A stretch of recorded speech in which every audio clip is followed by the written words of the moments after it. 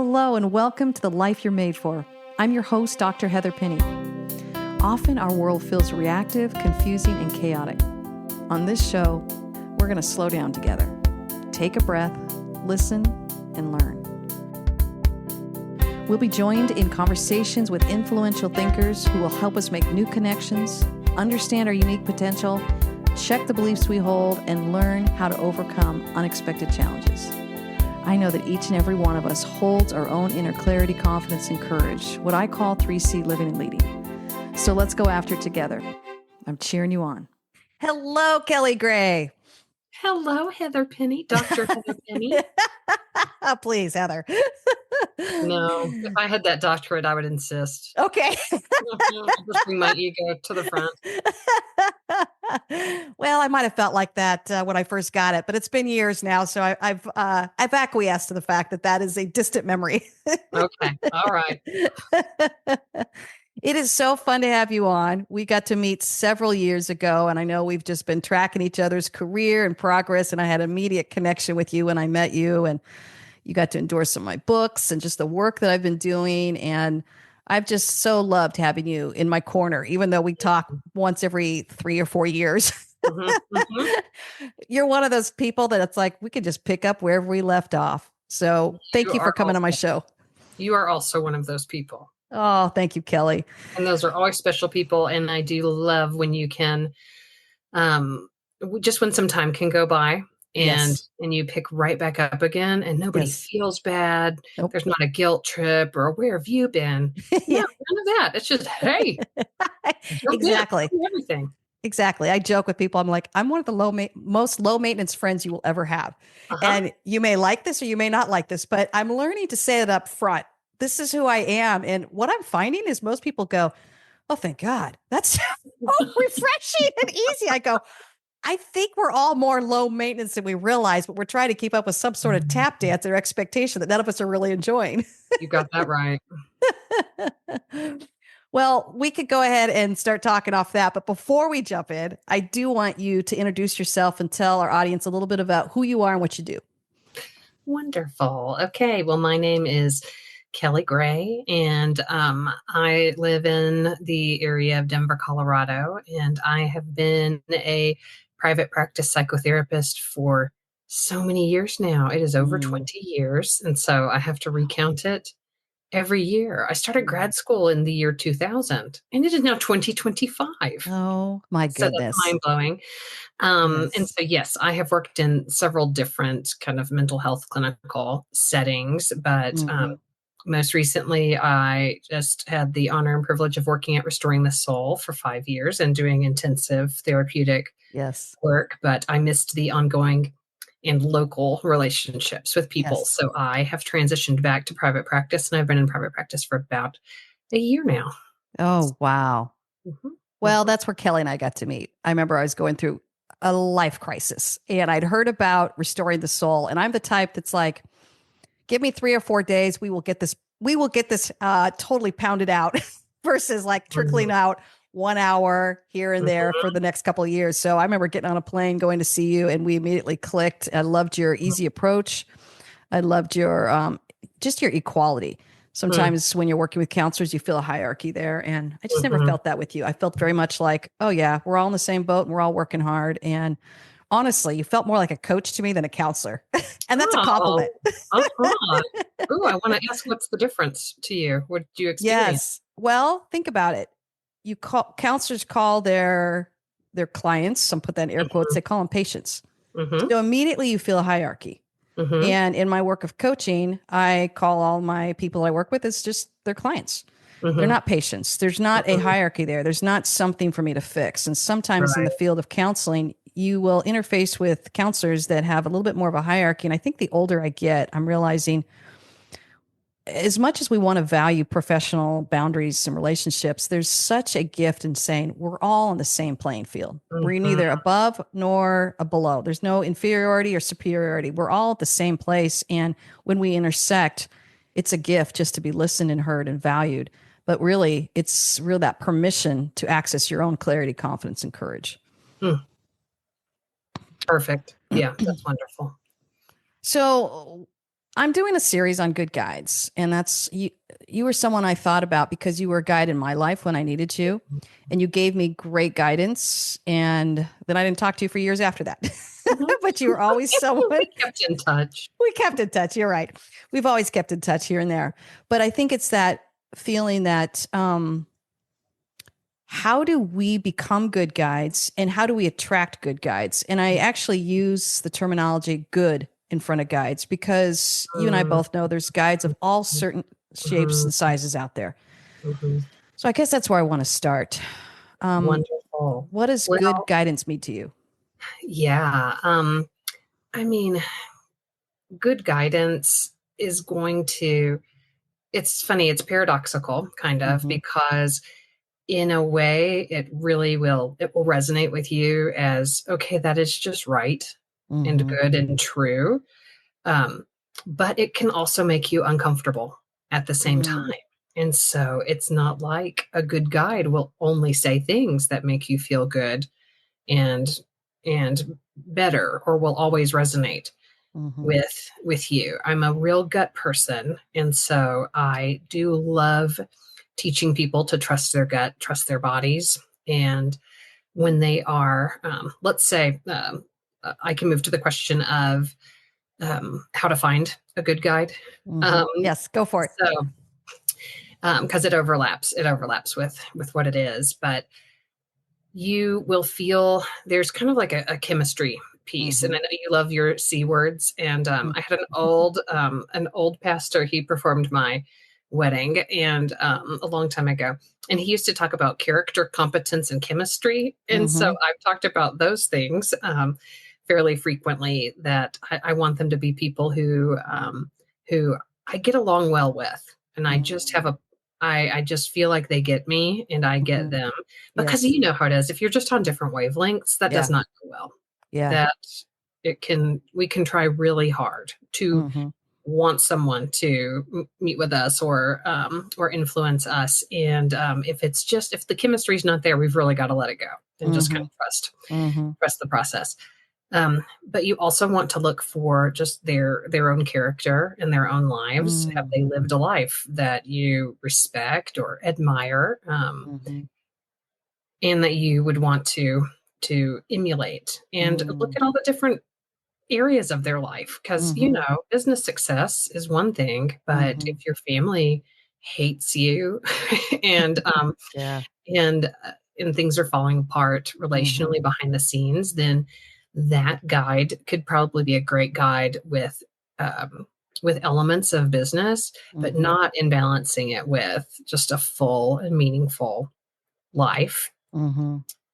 So that's the character. Yeah, and then the competence, I would want to look and see, are they good at what I want to be good at? Mm. Mm. And so I I think that love that. that's how I would interview. Uh, Mm. well, that's how I have Yeah. interviewed prospective guides for myself, because I am a collector of guides. Mm-hmm. I've had to patch them together like a patchwork quilt in my life. Yes.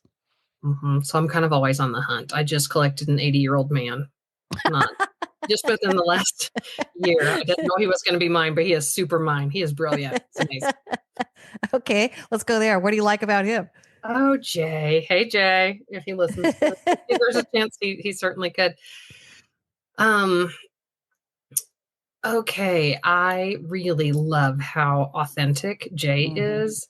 And I mean, for an 80-year-old white man, like the fact that he is aware of how many things he does not know about culture. I mean, so he has humility. I'd say Mm-hmm. that is a huge quality. He is totally willing to say, I don't know, Mm-hmm. and totally willing to say, I'm sorry. And he is collaborative. He Mm-hmm. wants to pass on what he has learned. He was a psychotherapist, but a social worker, LCSW, for I don't know 40 years, and then he has entered the realm of coaching, and he Mm-hmm. is kind of training me up on passing along some of his work to Mm-hmm. me. And I just feel like I can truly be myself.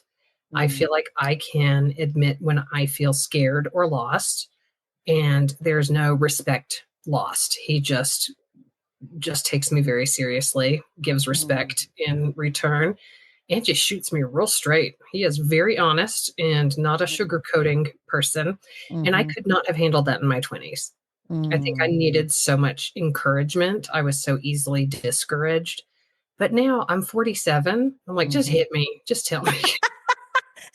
Just say it and stop dancing around it. Yeah. Exactly. Just tell it to me straight. I know. You know, and I'm going to be turning 55 this month. And as you're saying that, all of a sudden I got distracted by the fact that I'm 55. That feels so old to say. But anyways, same thing. It's that just say it. What I have to be careful of is that sometimes I'm working with people in the 20s and they need me to say it a little softer, gentler. So it's a challenge where I'm like, I don't really care anymore. Just tell me or don't tell me, but don't just sit there and keep acting like you're saying something, but you're not saying it because it's just confusing me. Exactly. And, yeah. It's a waste of time. It is. It is. You mentioned something a little earlier in the conversation that I wanted to return to. You said the word uncomfortable, and oh boy, a couple things hit me. First of all, we both know in the field of human growth and development that we don't grow unless we're uncomfortable. I mean, why would we? Things are going hunky dory. Why would we? But I remember my own experience in interfacing with you, just there was an uncomfortable situation going on in my life, and I jumped on the plane, flew to Denver, sat down with you for 3 or 4 days and hashed out this uncomfortable situation. And I remember when you said the body, I totally forgot about this, but I promise I've been working on it, Kelley. You kept pointing me back to how does your body feel? And I'm thought, I don't really care how my body feels. I'm here to fix this problem. But because I trusted you, and I'm not clearly on the Enneagram, I'm not the body quadrant, I'm in the heart thing, right? So my heart's hurting, but what does my body have to do with it? And I remember that grounding experience of just you teaching me to connect with my body as a guide. And boy, that was a powerful process in my life that I thought, oh, my body is teaching me, but my body truly is keeping the score. And it's based off a book, a popular book out there, The Body Keeps the Score. I highly recommend it. But I remember as a guide, you would slow it down long enough for me to stay connected with my body, not just my words or my heart, which I'm very confident in, but really my body. Can you speak a little bit to that? Certainly. Well, since you brought up the Enneagram, which is one of my favorite topics. Yes. So you're a 3, correct? I'm a 3. Yeah. With a strong wing of a 2, but honestly, sometimes I feel like I'm not quite sure what I am. 2 or 3, back and forth quite a bit.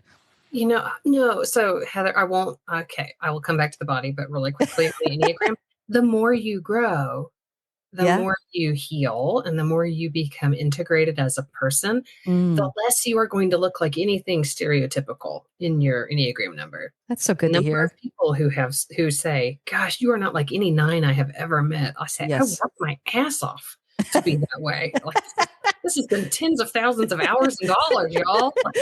Push through that sloth and the passivity. Yes. I put a lot of work into it, and it's always right there waiting for me just around the corner if I'm not doing my work. So anyways, well, so 3s are kind of amazing in that they're of the heart center, but they can very much disconnect from their emotions, excuse me, because they are so goal and action oriented. And so I think all your listeners that are the very goal and action oriented people would very much relate to that ability to kind of turn away from your feelings and just be extremely practical and just want to solve it.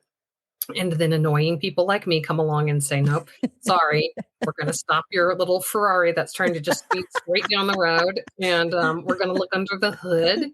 And it starts with feelings. Yeah. But so naming those emotions very much increases, emotional intelligence. It really increases your own connection with your own just human intuition. Yeah.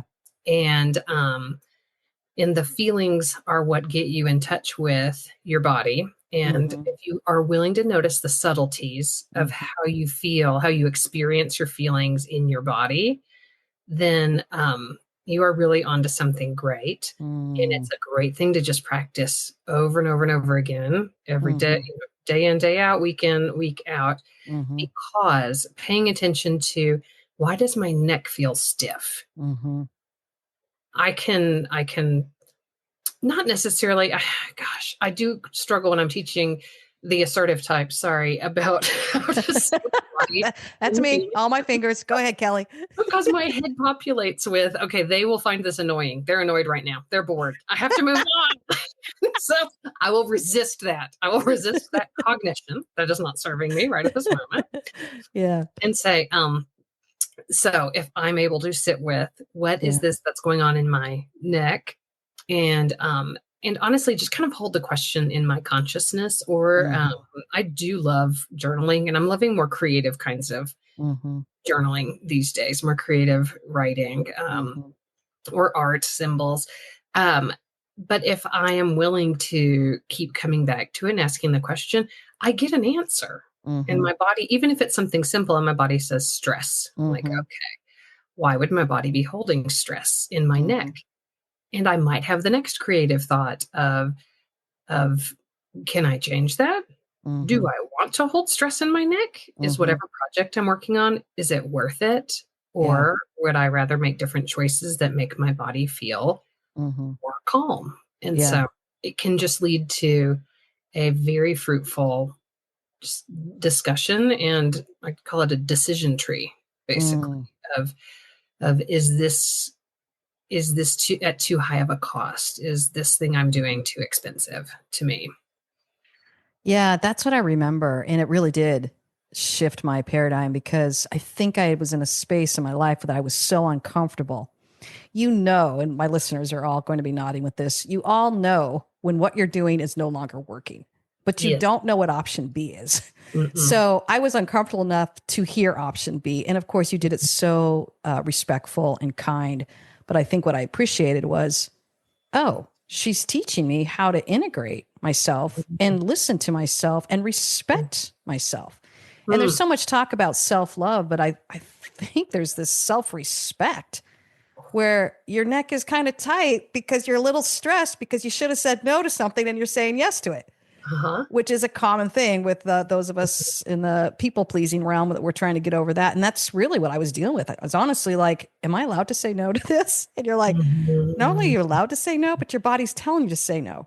And I thought, what a powerful gift of clarity that was. And you talk about one more tool in that clarity belt, just being able to say, I get to listen to my heart. I get to listen to my mind. I get to listen to my gut. I get to listen to my body. And that is a powerful resource that increases your own clarity, confidence, and courage, which is what I believe as a coach. We all hold it inside us. Our goal as good guides is to come along and say, here's one more way that you can access that. And I remember us just stopping and being still and taking an inventory of my body. And I would say, was it uncomfortable? I would say it was uncomfortable in the fact that I knew that I hadn't done this before, but it was a relief to be given another option that I didn't have to overwork my mind and my heart on. Yes, it can. I think it's only at first blush that it is annoying and uncomfortable to people. And it's because they have a stigma or an idea of this in their mind of saying, this is going to waste my time. This is a waste of my time. What we find with all of our very high functioning, high achieving, educated Americans is that we really are very much leaving we're leaving a third of our wisdom just on the cutting room floor. And we are really just working as much with our brains as we possibly can. We incorporate our feelings to an extent, the acceptable ones, that whatever we've deemed acceptable, which is an important inventory for people to walk through, which emotions do I consider acceptable and unacceptable? Because the truth is that you have them all. We all have them all. And anyone that you try to deny is going to bite you in the butt later. So I will just save you time and get to own that feeling too, but you do want to own it with a safe person and get clear on that. But then beyond that, the wisdom of the human nervous system, it is the most complex system in the universe. It is so subtle. We can pick up such subtle cues. I mean, think about with touch and smell, what subtleties some people are aware of. We can we can turn that wisdom towards our own selves in service of living our best lives, and the lives that are ours. And so being able to incorporate that body wisdom with the head and the heart wisdom. I love that with your clarity model. I love that you are bringing that to the world. Thank you, my friend. And even as you're talking, I was thinking of the name of the show and the name of my first book that you endorsed, The Life You're Made For.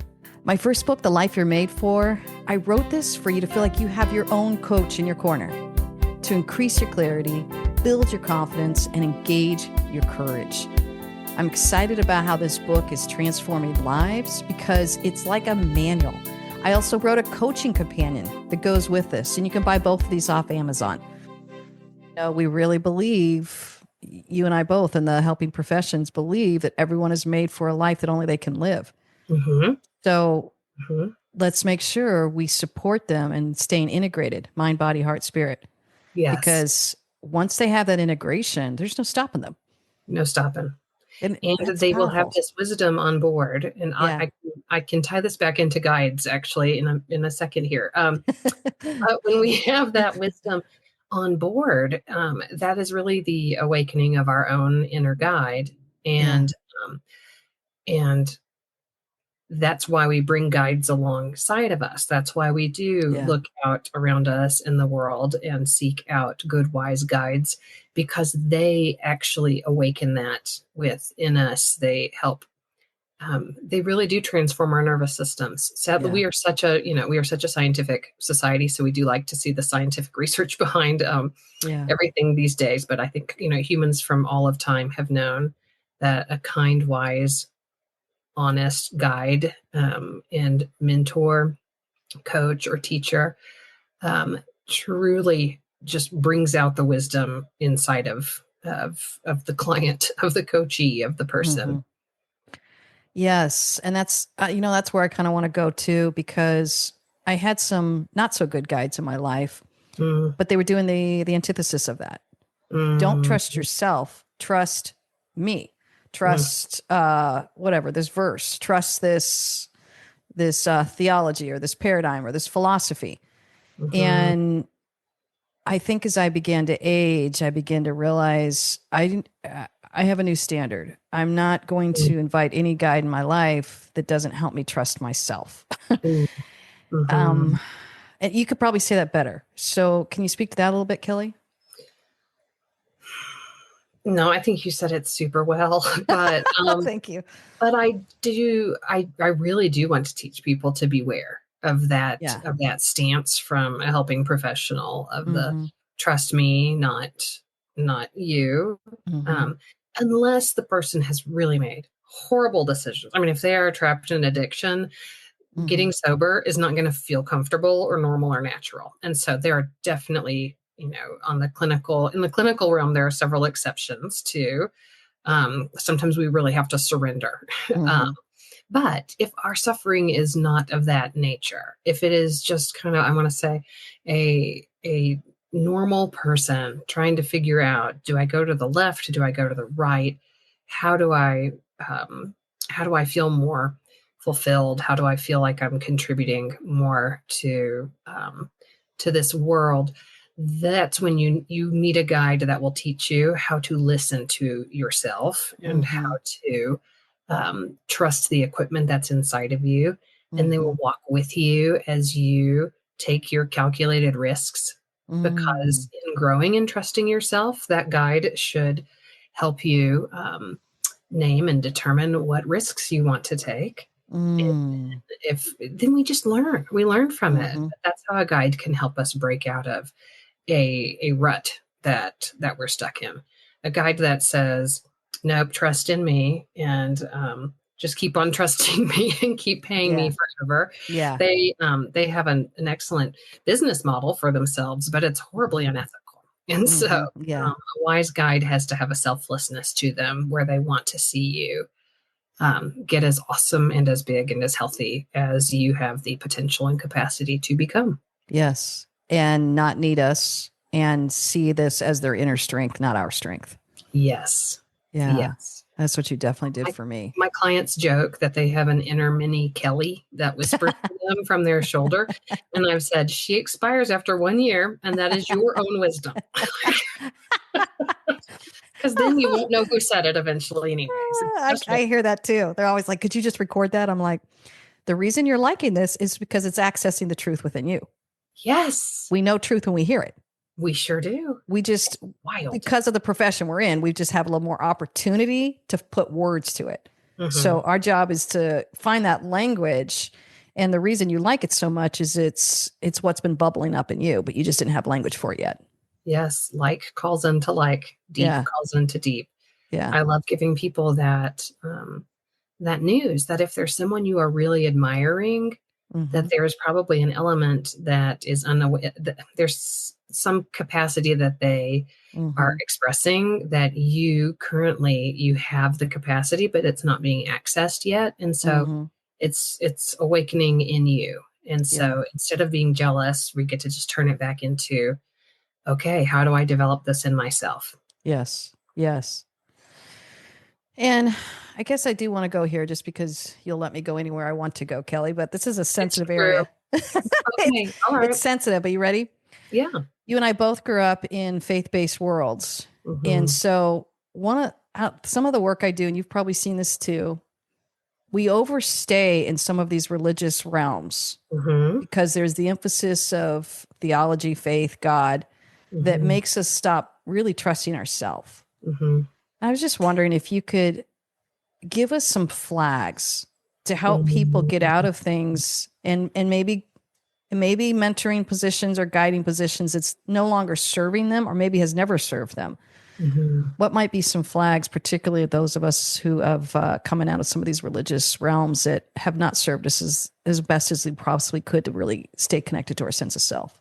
Right. Well, what comes up immediately for me is just asking yourself, do you feel seen or known or understood by this group? And I'm not saying the group revolves around you, but you are an important part of every group that you go to. And if you have spent a lot of years serving or a lot of time serving somewhere, but you would say you don't necessarily feel seen or known, I'd call that's a red flag. What happens when you say no to volunteer opportunities or requests that are made? How does leadership respond when you need a break or a season of timeout? Because it's a red flag, clearly, if they get upset, if they get dysregulated at you needing to step away from leading the Bible study or making the coffee every Sunday morning or running the slide projector, well, whatever it is now, just AV. Yeah. That's hilarious. The digital stuff. And if you say you need a break and they are ungracious to you, that is such a red flag, because it means that their view of you is that you exist to serve their organization, not that.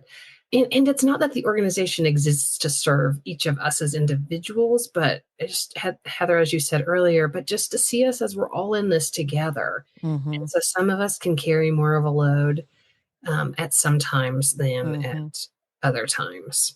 So sad. Maybe the last thing would be, how does it go if you bring your concerns to someone? Like, so I'd say whoever you kind of report to, whether you're a volunteer or an attendee who attends different classes or is helping with different things at the church.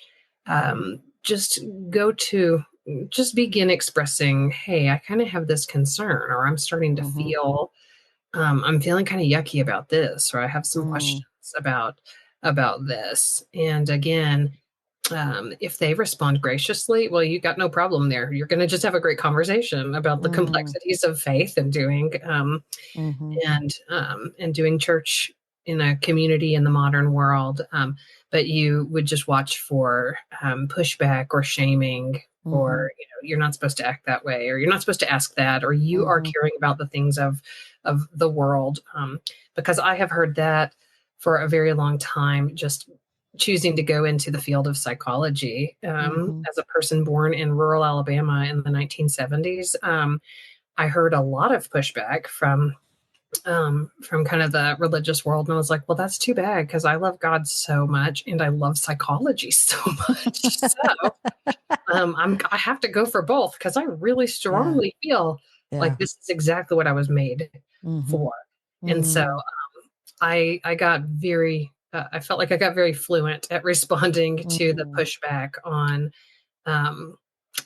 are you changing? Are you becoming too much into the world of counseling and therapy and not paying enough attention to just what the Bible says? And I just, my response to that is, it is such a both and. I don't have to leave my faith behind in order to keep learning and growing and accessing all the beautiful tools that we have around us these days that our parents didn't have access to and our grandparents didn't have access to.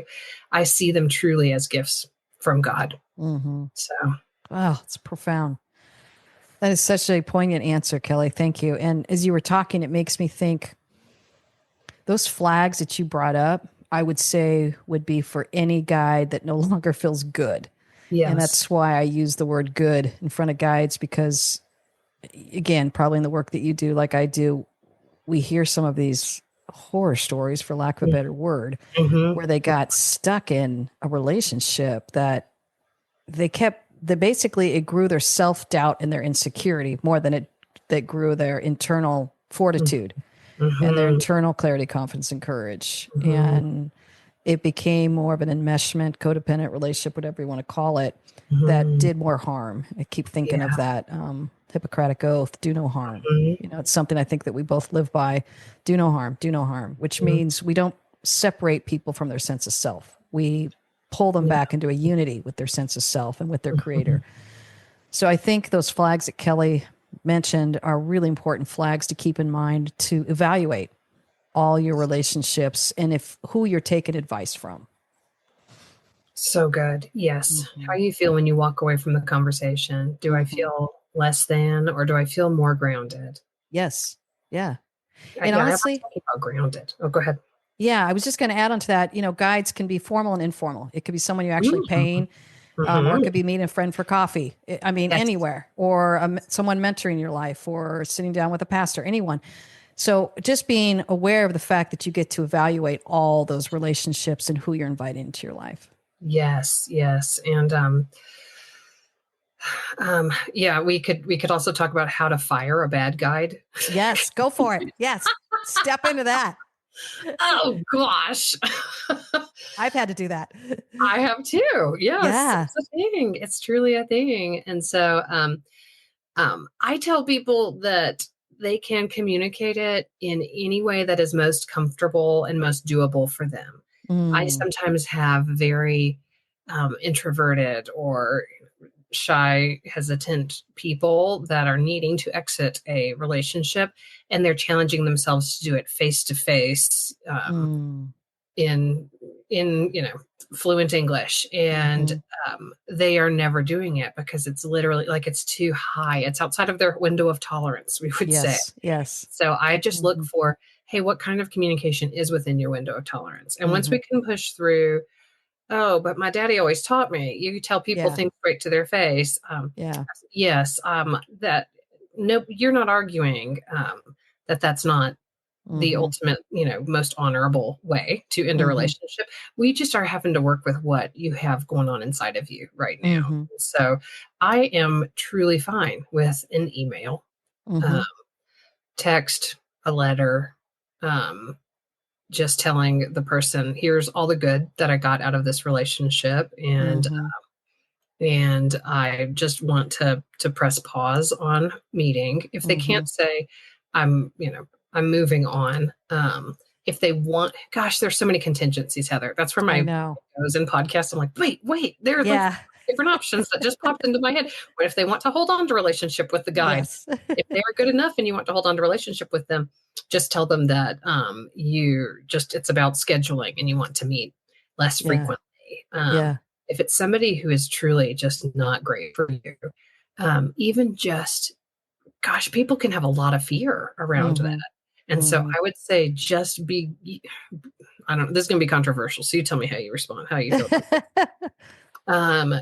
Even just canceling the next meeting can be a big step for somebody who is feeling really trapped in a relationship, that the person who has the person who has more power, we know from studying this, they're never aware that they're the ones with all the power. And the person that doesn't have the power doesn't feel comfortable saying, I need to take my time back. I can't keep giving my time to this thing that doesn't serve me. And so Yes. that's when I really will crunch it into little micro steps that just help my person get out. Yeah. And they do end up getting out. They do. I'm just thinking of my own personal experience. About it last year, I had 2 guides that I had brought into my life for different reasons. And I had this cool opportunity of having to tell them both no. And one responded really beautifully, and one just went ballistic, so bad that I had to block them. Wow. So yeah, it was such a powerful reminder to me that we have the right to say no, how we need to say it, graciously, professionally, respectfully. And the healthy individual will respond with, oh, I totally understand. All the best to you. The unhealthy one will demand answers. If you do an email, they will pick up the phone and demand to talk to you. That actually is a gift, because you get to see, oh, I was right. Yes. I needed to put an end to this because my internal bells were all going off and something was starting to fill off. And now when I put down a boundary, it wasn't accepted. And I think that's the other thing too. I tell people is like, there are people that you've said no to and they've handled it beautifully. Remember them. They're your gold standard. Yes. And you never have to put up with anyone else that doesn't know how to respond to your boundaries on that. I truly believe this in dating as well. Yes. Do something that is just disappointing, not in a gamey way, but just because it's what you need. You know what? We had this plan, but I am exhausted. Is it okay if I rain check? Or I'm going to need to rain check. And however they respond gives you quite a peek behind the curtains. Whereas if you are just very highly accommodating and never cause any ripples, you could be a year and a half into a relationship before you find out, oh my God, they go ballistic. If I well said. Yes. Sorry, I just don't sneak in my dating. No, and honestly, who we marry or who we date, they're part of the guides in our life too. That's sure are. So you're right on. I mean, and that's why I said, man, guides can have so many faces. And for our listeners, if you go back and listen to my solo podcast, I talk about all the different types of guides that we want to make sure that we have a really robust definition of, because they come along when we least expect it. And sometimes they come in our most vulnerable times and we need them. Yes. But sometimes in our most vulnerable times, we don't see the flags because we're hurting. And we're suffering, and we're just so grateful someone's given us the attention. And then all of a sudden we start realizing this doesn't feel good. And my goal is to help people see the flags sooner and sooner. Oh, good. That weaves in very well with the listening to their bodies thing. Yes. Okay, yes, Kelley. Those guides so much. Yes. As we wrap up, what do you want to leave our listeners with? I so strongly want to encourage you to find your guides. And I have at times had a bad people picker, I call it, where who I would kind of gravitate towards would turn out to not be so awesome, or they would really need something back from me. And I quickly found the roles reversed. So don't give up. And really, sometimes you do have to pay for it. So therapy, coach, but that does not have to be, it doesn't have to be forever. And tell them that you want to focus on how to gravitate towards and choose higher quality individuals for yourself.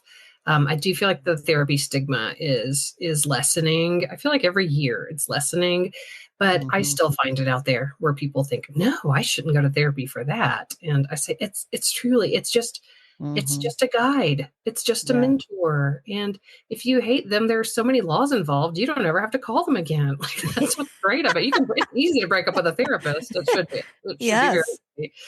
Yeah. So Yeah, you're anyways, right. More boundaries in place, more ethical considerations. Yeah, you're right. But that's why it's easier to start there, as you have the guarantee of confidentiality. If you've never known what that felt like, you need to go and experience being able to say absolutely anything to a person who will work hard to see where you're coming from. Yeah. Help you with it. Although I do think you break the mold, Kelley. You're really good at what you do. You meet people where they're at. There is no sense, there's only sense of equality, no sense of hierarchy. And I'm super sensitive to that. So I'm so grateful for the work you do and just for how you serve humanity.